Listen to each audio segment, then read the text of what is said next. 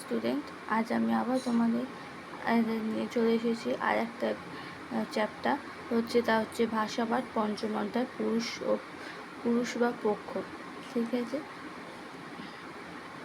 তাই চলো আজ আমি তোমাদের ভিডিও ক্লাস করি।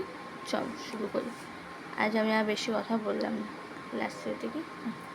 পুরুষ কাকে বলে? বাক্যের মধ্যে বিশেষণ সর্বনামকে এই অবয়ন্ত করে সমাপিক্ষাতীতে সমাপিকা ক্রিয়ারূপে যে পরিবর্তনটা হয় তাকে পুরুষ বলে।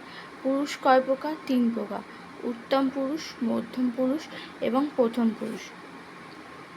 আবার হচ্ছে আমি, তুই, ওরা এই শব্দটি তিনটি কাকে কাকে বোঝাতে ব্যবহার করা বুঝিয়ে দেব।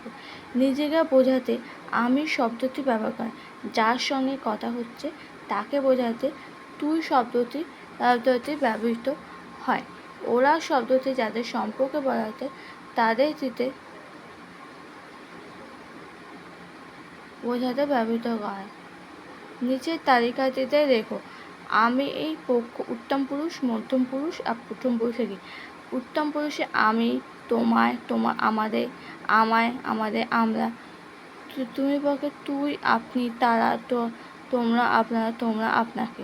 সে পক্ষটিতে যে পক্ষ হচ্ছে প্রথম পুরুষ, ওরা, সে, তিনি, তারা, তোদের, ওরা, তাদের, ওরা, এগুলো হচ্ছে উত্তম পুরুষে। আমি বেশি দিলাম না, অল্পটুকু দিয়েছি। আজকের মতো এই ভিডিওটা আমি শেষ করলাম।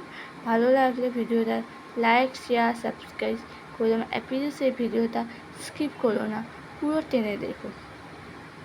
ওকে, বাই বাই বন্ধুরা। ওকে।